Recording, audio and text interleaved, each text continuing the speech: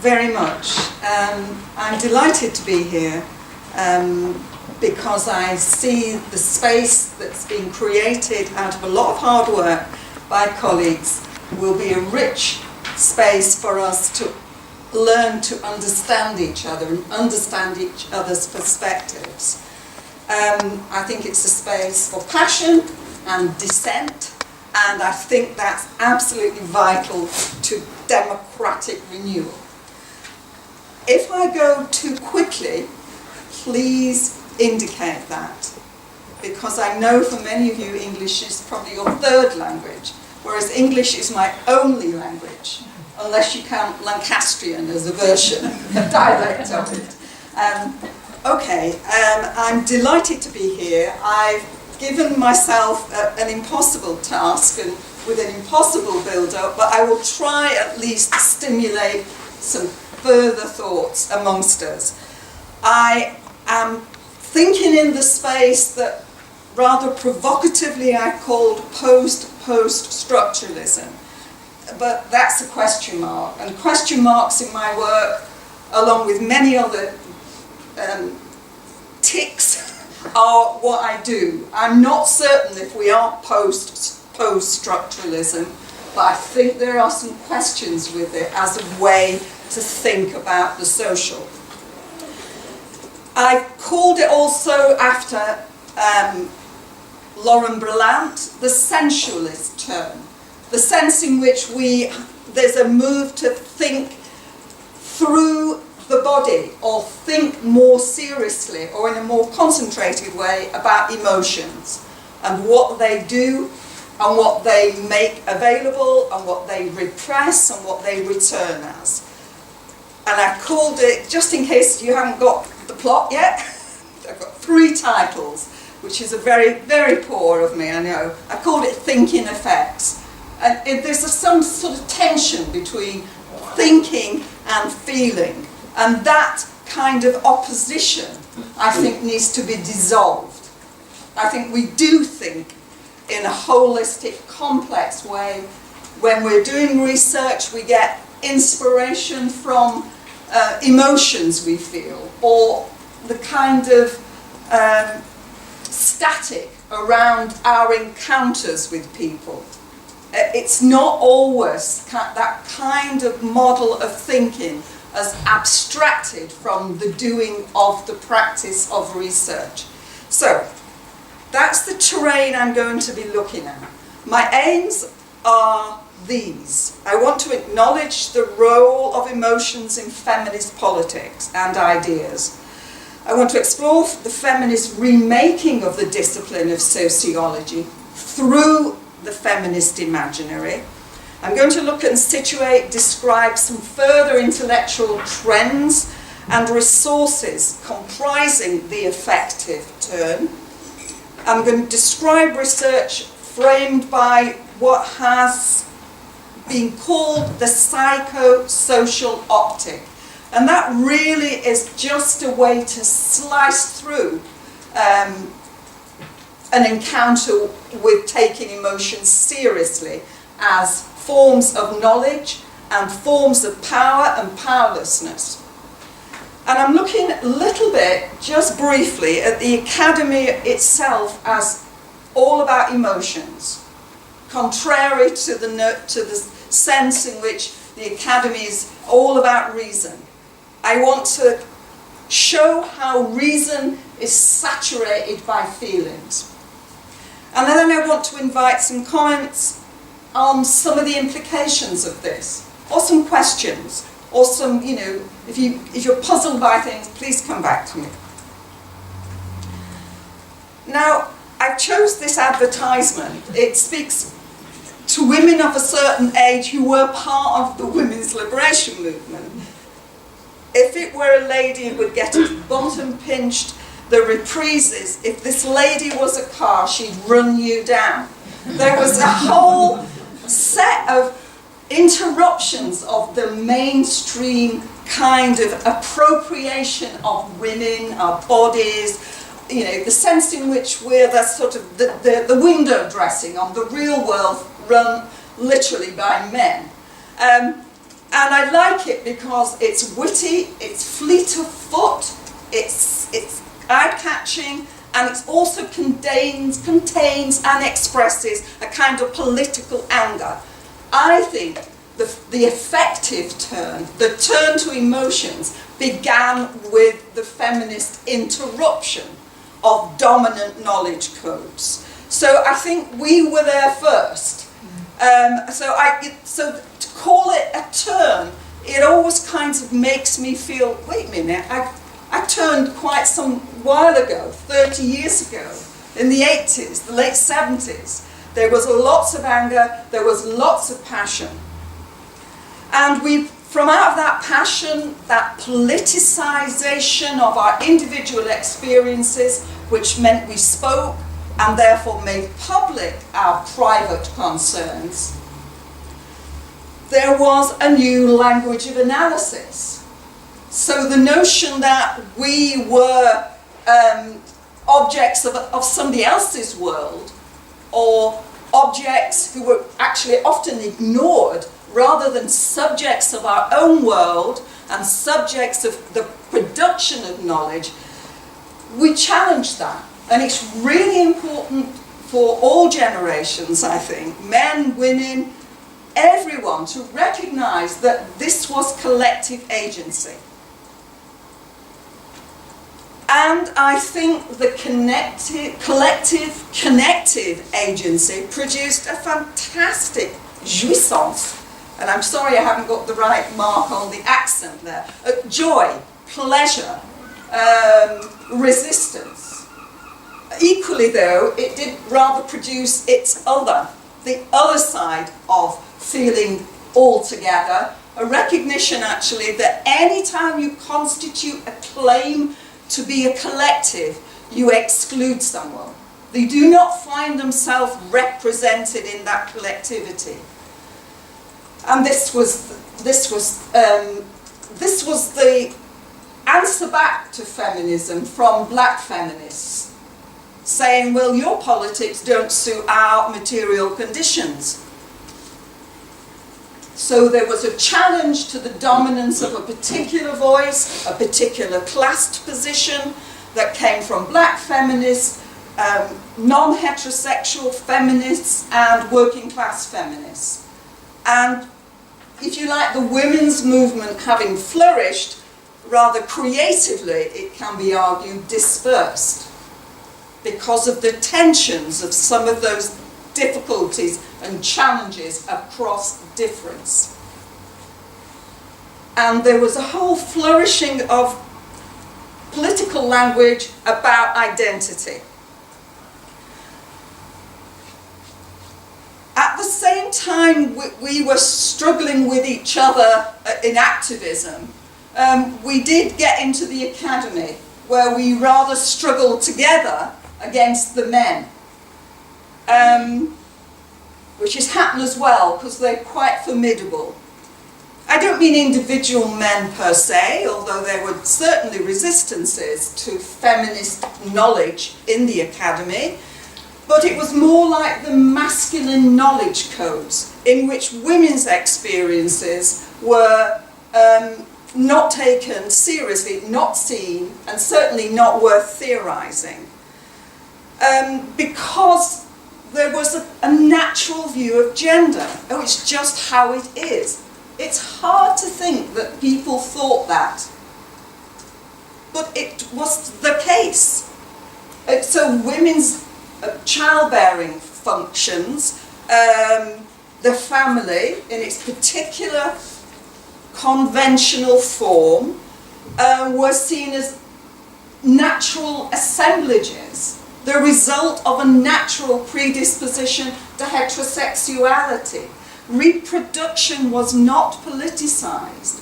The conditions in which families came into being were not interrogated, nor were the gains of assembling families in those ways understood or challenged, until the feminists started to turn our lives into objects of theory and investigation, and therefore had to take apart the sense in which gender is natural.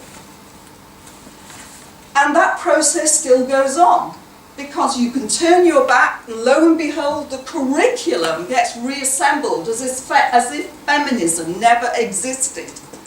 It's a constant war of attrition. In other words, you have to keep doing it, keep insisting, keep arguing back. And Bev Skeggs, an eminent feminist sociologist, she called it the dirty history of feminism and sociology, or the war of conceptual attrition. And that, I think, is absolutely how it was. And sociology has been characterised at the time as, you know, it needed a makeover, quite frankly. It had not got a lot of languages to describe the human heart and its messy contradictions. I'll just leave that for you to encounter. But I think the key words there are, you know, there was very little vocabulary about the really important, visceral, personal things that make societies either flourish or fail, or relationships flourish or fail.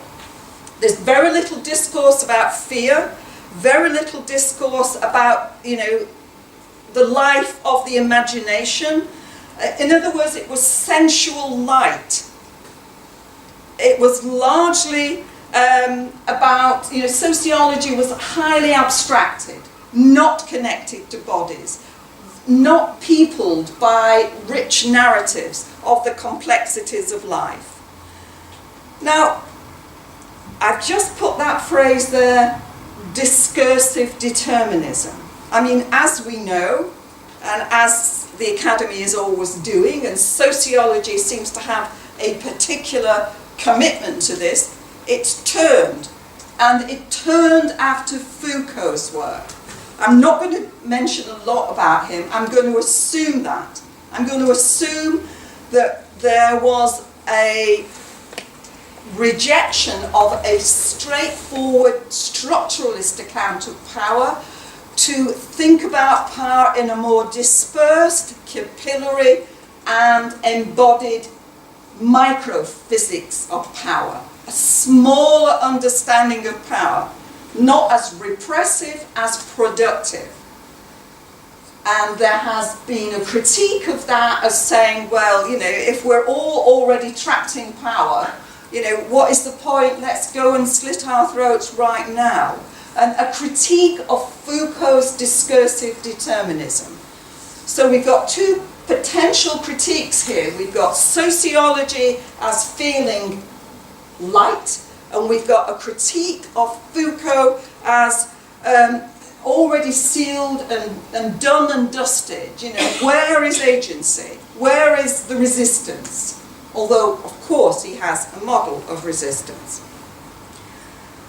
Interestingly, I like this. I like the, if you like, the response to feminism taking over the Academy. This is Stuart Hall, an eminent, you know, a really thoughtful cultural studies theorist. And a lot of the work on emotions, feminist reinvention, took place at the centre. They were extremely powerful in generating a whole set of conversations with all kinds of discourses that normally stay apart: psychoanalysis, sociology, criminology, subcultural theory, subcultural studies. The Centre for Contemporary Cultural Studies at Birmingham. Have you heard of that? Does its brand resonate, even though it was closed down about 5 years ago? A lot of work there, names like Angela McElrobbie, Chris Griffin, Dick Hebdige, etc., etc. But I like this. I mean, there's something very, for those who are interested in Freud, or indeed just interested in, you know, what is going on when somebody expresses it in quite those ways.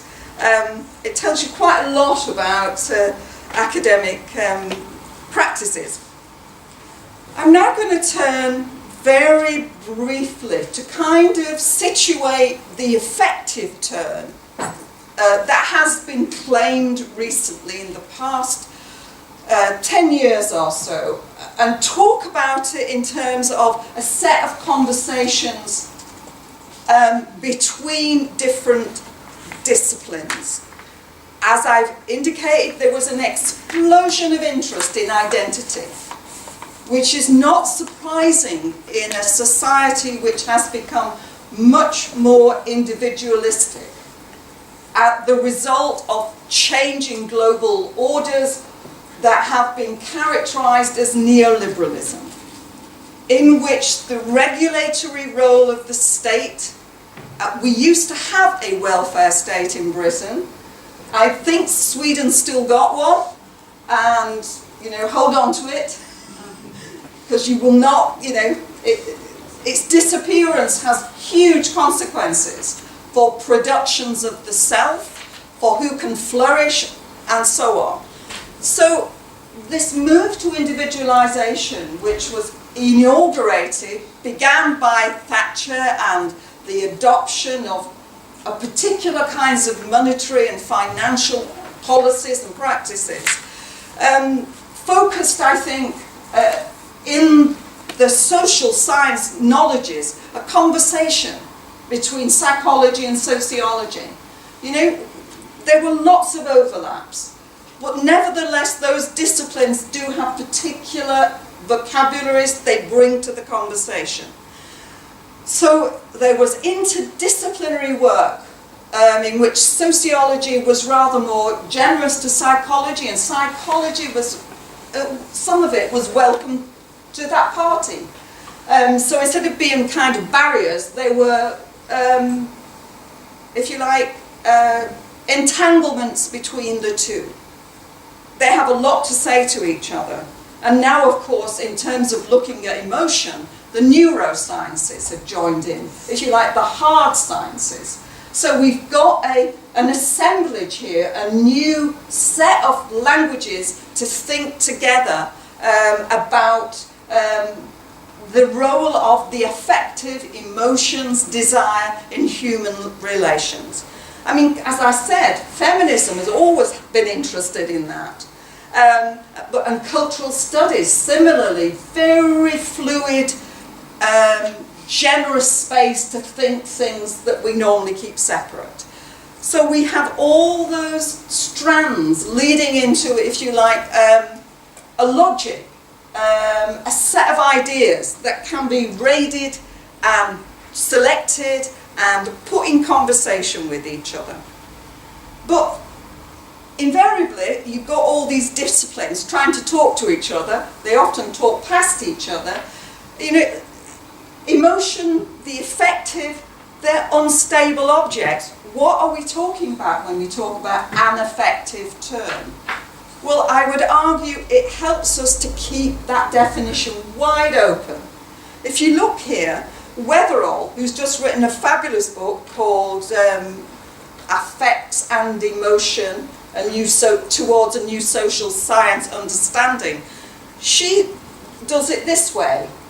She says, affect and emotion includes the way emotion is understood in psychology as a grammar for describing singular states, fear, shame, pride, as well as the affective.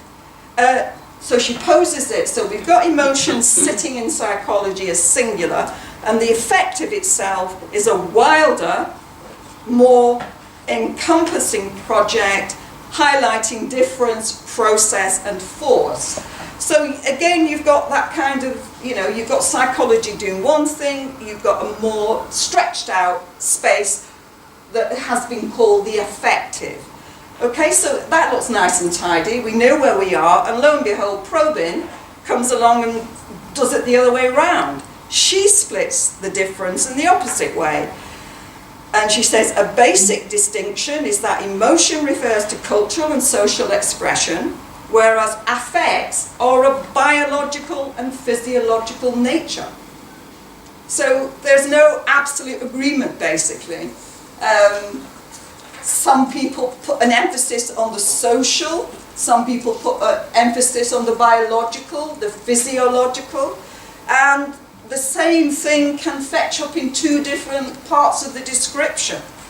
So you've got to hold on to that. And in a paper I've written with Carol Leithwood, we say, I'll let you read that, we say it's all right, you know, let's tie ourselves down to absolute definitions. That would not suit the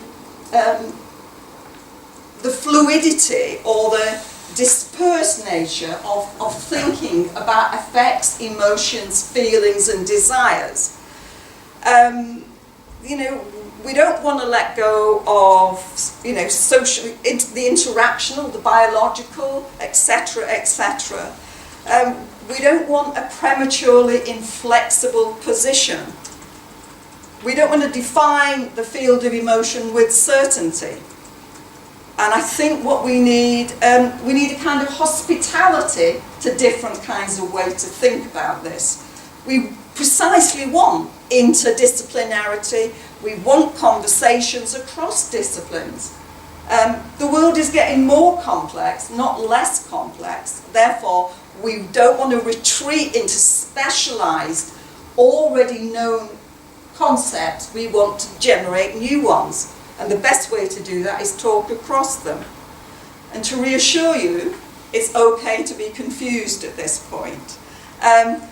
This is the social theorist, American colleague called Lauren Blount. And she sort of says, you know, says it in these elegant words. Any social theory worthy of its ambition requires a space for enigmatic, chaotic, incoherent and structurally contradictory attachments. Now she's got a hyper-specialised vocabulary, if you like. She draws upon all kinds of resources.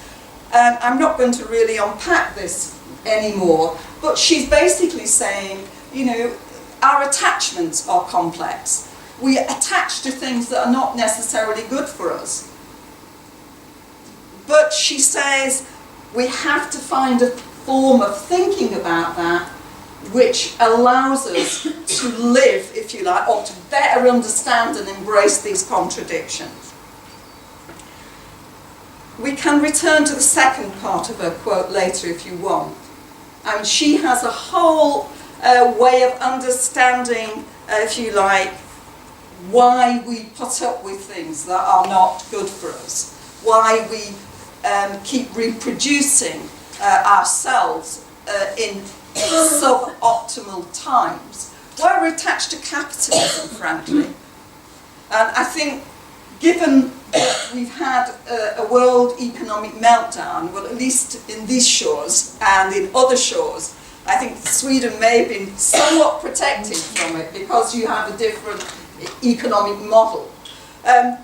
She's asking, given it's not, you know, capitalism didn't look like it was working, why come it's still here? Why come it's flourishing? Why come in our society we have embraced austerity to the manner born? It's as if we were looking for this austere moment to punish us for our excesses. That may say something about the British psyche, I'm sure it does.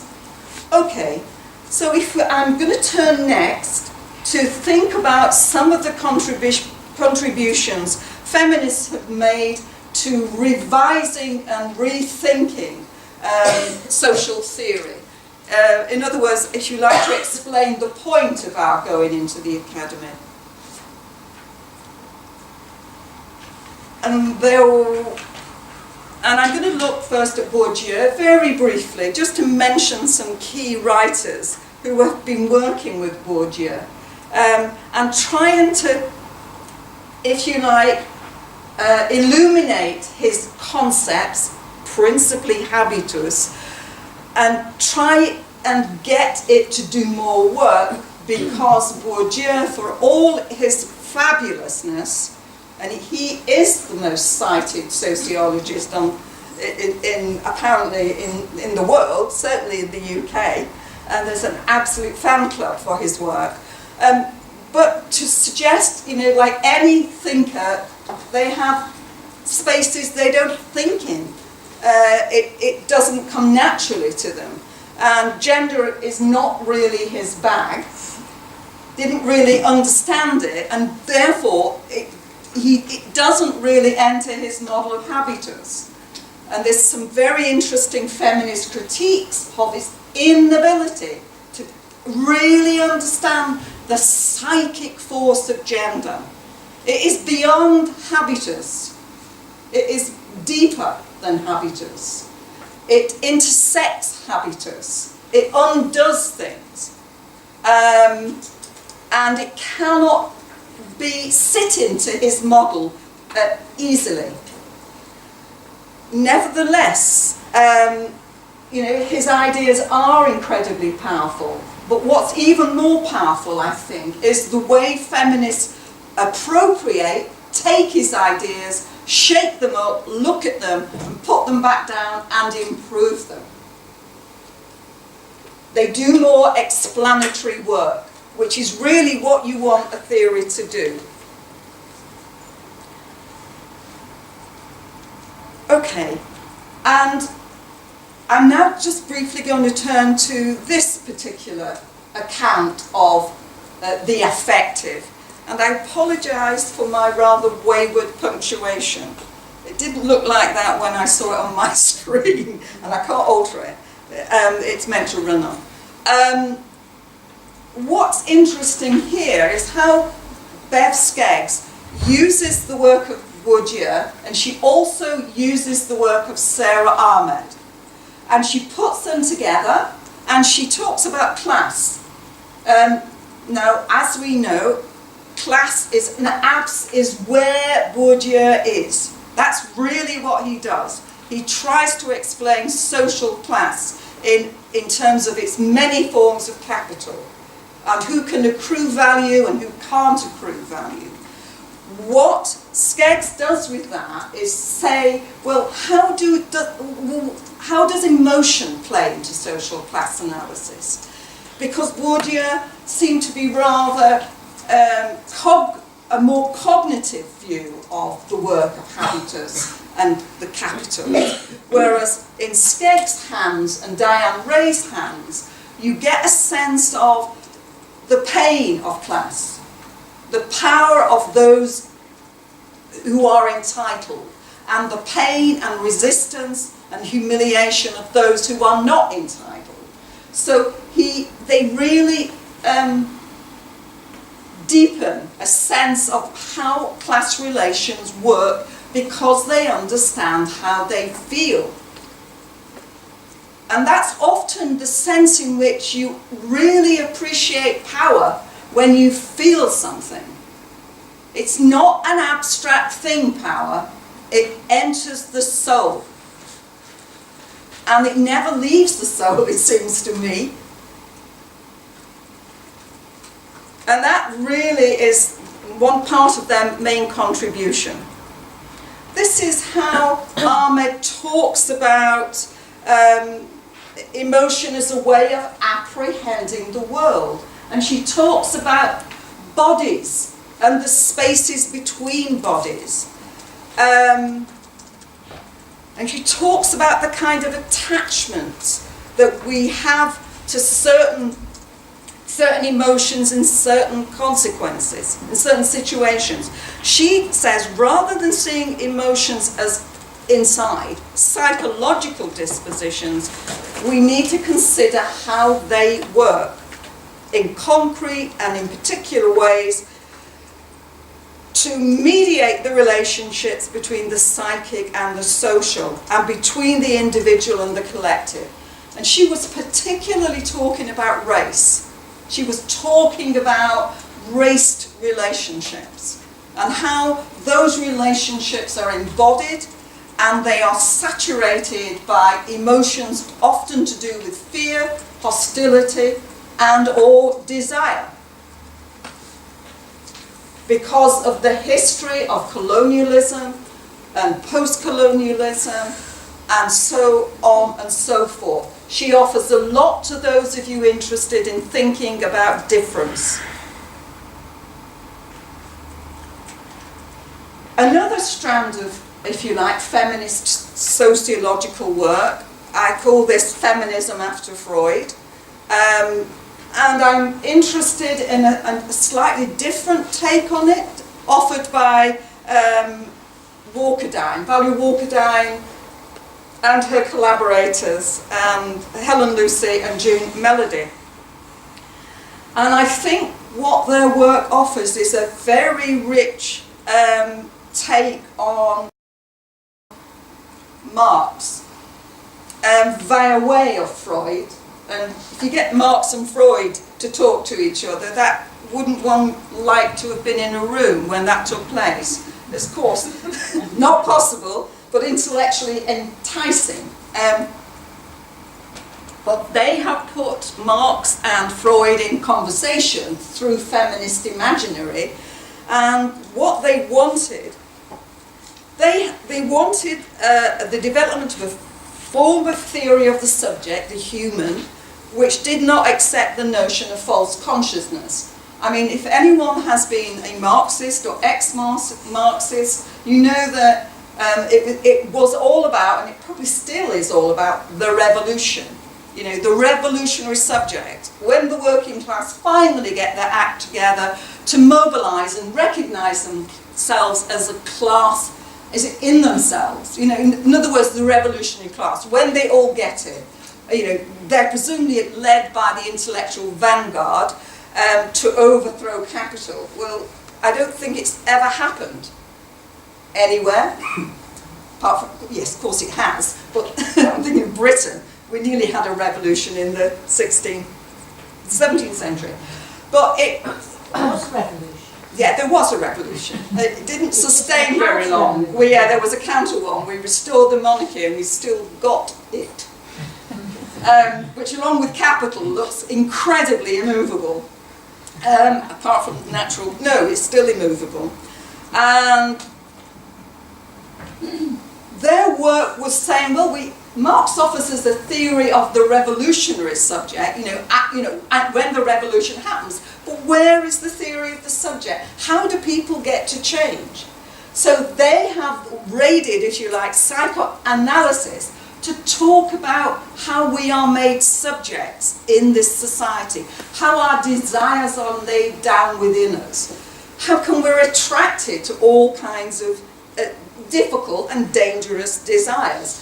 And because they went to psychoanalysis, I think that allowed them to get rid of this notion, the saved and the damned, to get rid of proper consciousness and false consciousness, to talk about consciousness as precisely messy. It's full of the desires that seep into us that we are encouraged to take up in order to be a recognised human subject.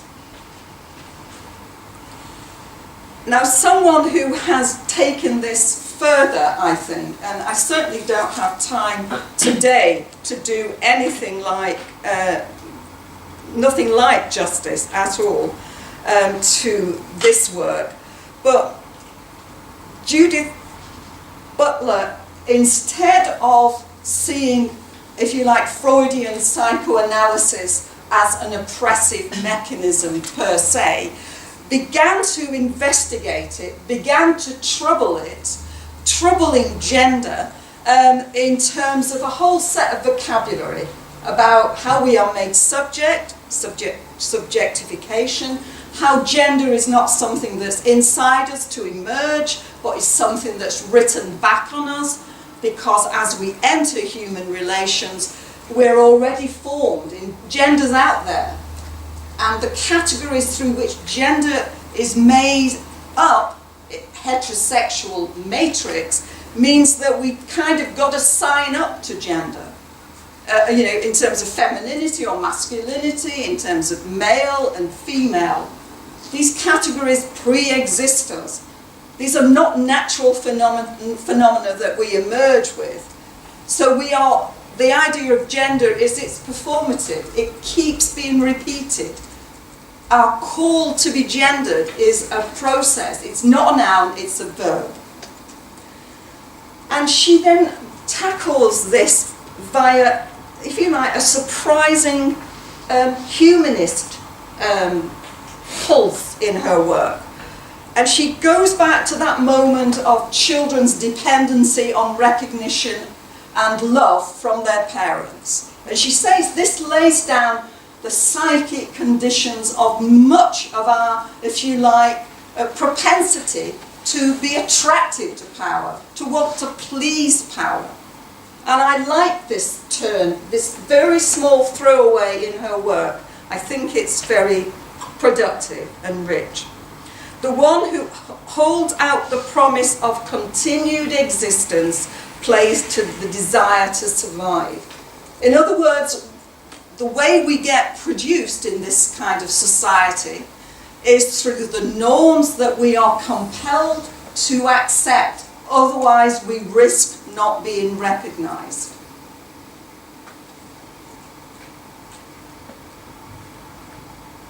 How long have I got, Louise? About 5 minutes. 5 minutes. Maximum. Maximum, okay.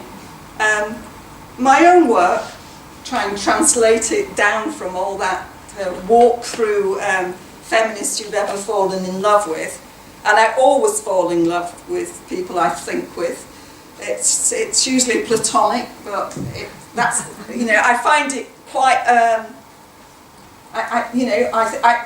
that's what, if you like, keeps me motoring in the academy.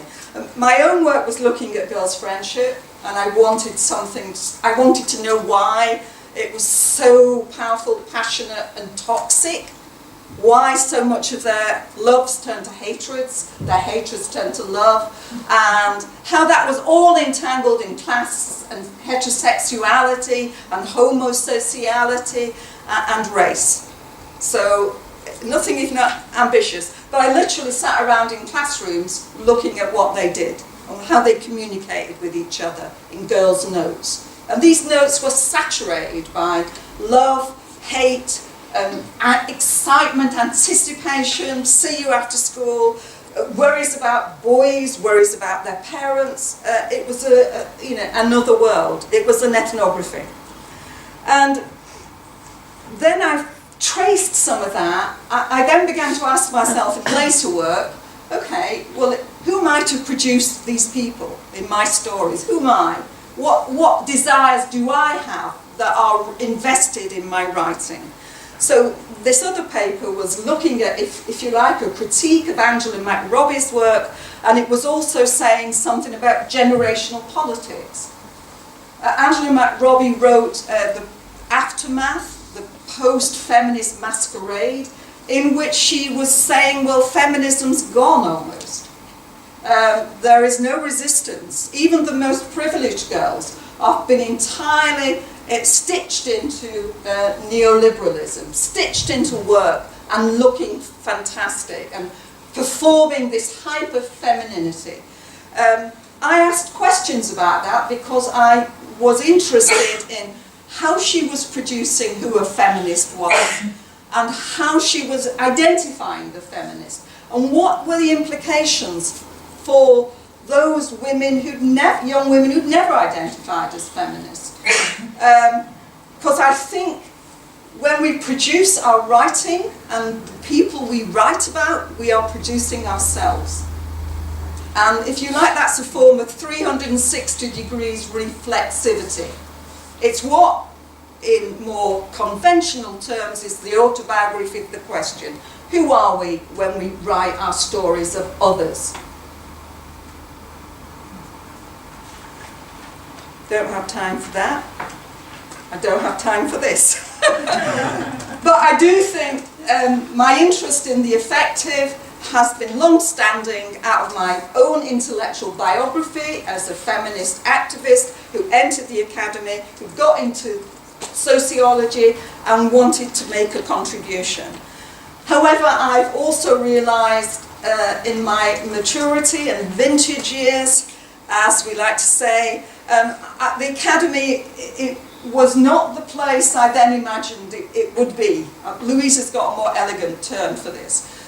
I find the academy, I'm not certain who's captured. I thought we were capturing the academy or making some inroads when we first got in. Now I think the academy is making inroads on us. And I'm asking questions about it. I think the neoliberalism is not out there, it's in here. It feeds off exactly the forms of competitive individualism that has always been in academics. And I think English academics are particularly fabulous at it. We ought to have a league table of competitiveness, you know, and I think the English academics should be up there in terms of their practices and tricks. Okay. So I find myself in a place I don't much like, apart from the hospitality and generativity of the centre I am privileged to work in, and the colleague I'm privileged to work with, and my students who nourish me, and I hope I cherish them. I think the more I get older, and I think it's almost taboo to speak about age in the academy, it almost discredits you as a go-to person. However, the older I get, the wiser I get, I think, and I recognise, you know, as we must, we're going to die. The truth of human and system vulnerability. We are not invincible. On the contrary, the more we think we're invincible, the more vulnerable we are. We are enmeshed in interdependent, powerful relations, the each with the other. If you flourish, I flourish. If you don't flourish, we don't flourish. You know, the most unhappy societies are the most with the biggest differences. The Spirit level, that fabulous book, touched a chord because it had powerful economic truths about what is the good society. I think Sweden's probably got a better society than we have, and I'm envious. But I do think we have to recognise our particular position at the particular moment in time, and I think there are some bodily rebellions. You know, I think there are mental qualms about the work that some of us are doing, and I think that's good. It makes for very uncomfortable existence in a place geared up to neoliberal logics. But there's, you know, we are certainly uncertain. So are we undone by the masters? I don't know. And some questions for us to maybe think about and reflect. You don't have to answer them here. These are my questions, so I'm being quite selfish. So I welcome your input and responses. Thank you very, very much.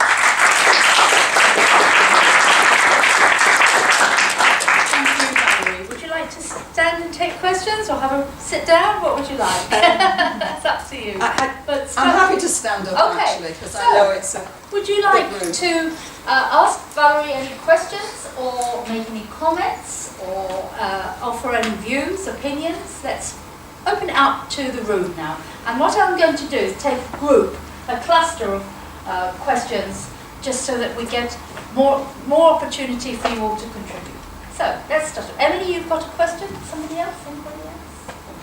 Yes, one more? The others? Maybe? Okay, let's start off with those three. Emily. Okay, thank you, Valerie. That was really interesting and really inspiring. The question that I've got, which I know you didn't manage to talk as much about the academy, but it doesn't have to be the academy, it could be education in general. Because one thing that interests me is the concentration on the effective and the kind of well-meaning pedagogies that come out of that. And what they do is, what concerns me is that they require you to reveal so much of yourself, and then like through practices of reflection, you have to share everything about yourself, but not completely, in a very regulated way that you can put on paper for people to mark. And I just wonder what happens to that, because when you're doing it and you're teaching it, it feels like the right thing to do, it feels well-intentioned, but it also regulates and requires a certain kind of performativity, and then the reflection in itself sometimes ends up becoming meaningless, and it's that. So you're sort of stuck in that. Okay, great. Thank you, Emily. Paul. Hi. Thank you for a really great talk. My question is about, you mentioned a lot about sort of the links between knowledge production in the academy, the sort of wider context of neoliberalism. And my question is, I guess, about the critical potential of focusing on affect and emotions, because something I'm reading a lot about for the part of my PhD I'm writing now is this sort of new-ish trend in economic sociology to study economics of financial markets. And there's a lot of emphasis on the body, on bodily experience of usually male traders, sort of people like Karen Morsettina, emphasising the sort of Freudian vocabulary they use to describe their attachment to the market. And there's also recently been quite a few sort of books in anthropology, sort of Henrietta Moore's recent book, Still Lies, where the only mention to financial markets she gives is this, this sort of bodily aspect, in a kind of celebration of see you find culture and affect everywhere. But I guess my point is the sense I get from some of this writing and people like Nigel Thrift who look at how business schools use this knowledge is that the people who know more than anyone that financial markets are bodily effective places are financial traders. So how can you sort of, if this kind of knowledge is, how can you harness it to critique when the people who are reproducing neoliberalism and so on already know it? Thank you. Let's get Gaby and then we'll come back to that. Very briefly, to what extent are feminists in the academy or influenced or sealed off from the current feminist turn, I would say, in Britain at the moment, which is focusing on effects? It's because what's happened, for those who don't know, is that there's been a lot of debate about men's abuse of women. There's been some, what would you say, DJs, disc jockeys, who've now been prosecuted. There was one who died, who have been accused of abusing their positions as media people and actually abusing women, sometimes raping young girls and women. So, and then you have a big storm in Parliament at the moment over senior men in political parties who have been accused by a number of women and have over years of groping, touching, inappropriately, making inappropriate advances. And that's all effects. It's not about where women are in society, but it's all about effects. Is that an interaction with what you've been doing? Is that come out of what you've been doing? Okay, back over to you, Valerie. I'll have a go at answering some of these. First of all, that notion of emotional intelligence. Where is Emily there? The use of, if you like, soft models of pedagogy. In tune with your emotions, seeing the student as a whole subject, not just someone who's enhancing cognitive skills, but is invited to present themselves in terms of getting the inside out, so they can kind of walk around it and look at it. I find that, I think students have fabulous ways of precisely producing what the grown-ups, in inverted commas, want, and not meaning a word of it. And I think the more we invite people into the space of performance like that, the less authentic the content will be. And I don't think you can kind of, I just think the value of that will thin out and it will just become routine.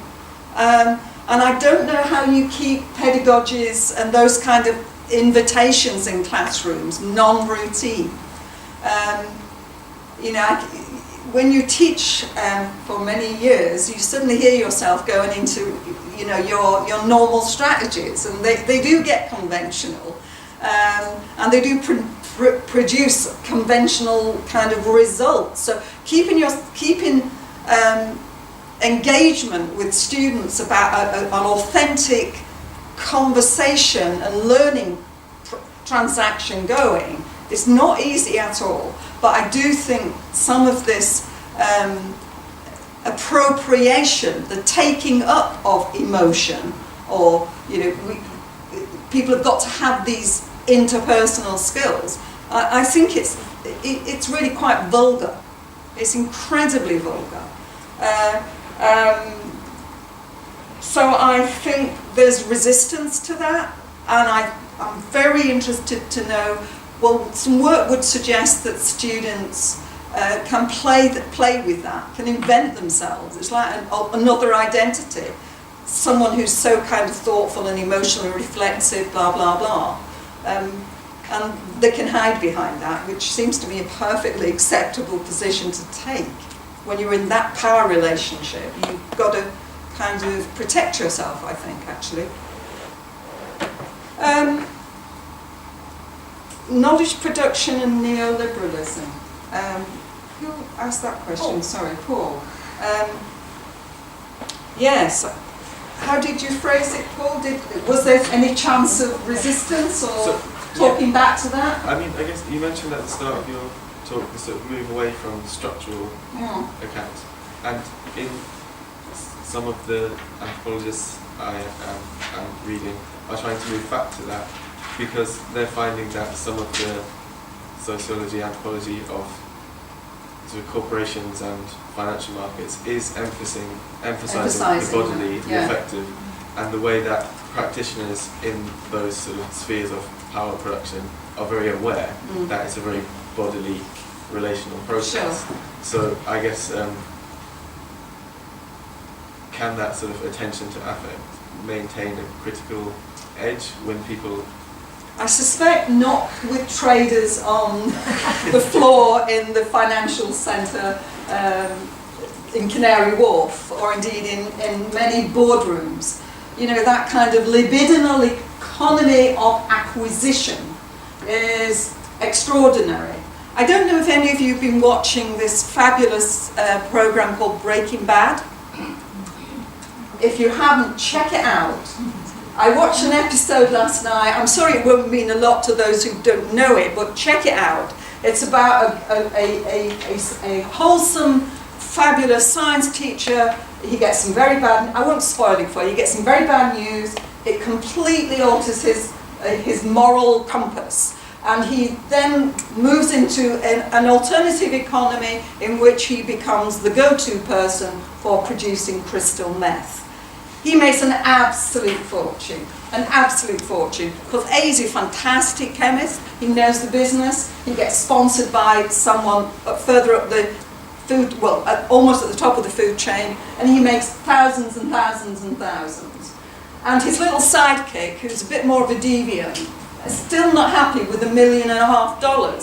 And, you know, the guy, Walt, Mr. White, says to him, you know, what are you doing? You know, are you not happy with $1.5 million for a month's work?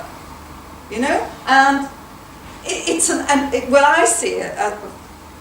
I do see it as an analogy about capitalism and accumulation. So that breaking the logic between the libidinal pleasure of getting more and more money, outsmarting your competitors, working 24/7, you know, 24/7. It's not going to be ruptured by the very people captured by that. It's going to be undone or questioned by democracy. And, you know, and we need a democracy to be renewed to ask those questions. Is this the kind of libidinal economy we want to live in? Because look what happens when the triggers are pulled, you know, when this is pressed. You know, the whole thing crashes because it's absolutely built on, it's actually built on sound, it's built on effect. It's built on the belief that we get more and more and more. And it evaporates. And so I suspect the conversation has got to be stimulated by younger people asking some very profound questions about the sustainability, the livability of this kind of economy and its social consequences. And Last question, maybe? about yes, the flourishing of feminism, the fourth generation of feminism. I'm reluctant to brand it. I mean, that really just pleases my heart no end, and it's absolutely fantastic. You know, just when, you know, we thought it, we, who are the we, of course, that's an issue. Just when you thought it was over, there it comes again, popping up. They're like some fabulous firework going off everywhere. And you know, it will not look the same as we lived it, my generation of women, and nor should it be. It doesn't belong to us. We don't own it. It is not property. And I think part of my critique of feminism in the academy, we propertised feminism. So on the it may not be on the streets, although some of it's on the streets. It's on websites. It's on the F word, Feminista, a whole everyday sexism project. I looked up the websites. They warm my little heart. They really do, because and it's just like political daughters. You sit and look at your daughters and you think, oh God, they're going to make the same mistakes. And they are, and they will. And it's not my business to interfere and say, well, we can't do wiser with them. We had to learn the hard way. We learned through the process of engagement with each other. And, there are very hard lessons. And the women today who are mounting, in other words, refusing to be silenced about normative misogyny, normative sexist abuse. It's gone public. The genie is out the bottle, and I think it will encourage other young women not to put up with stuff that they have perforce put up with because it's been individualised. The moment you socialise it, then it's a whole new affective culture of possibility. It's a new structure of feeling, as Raymond Williams says, and I think we're seeing one flourishing.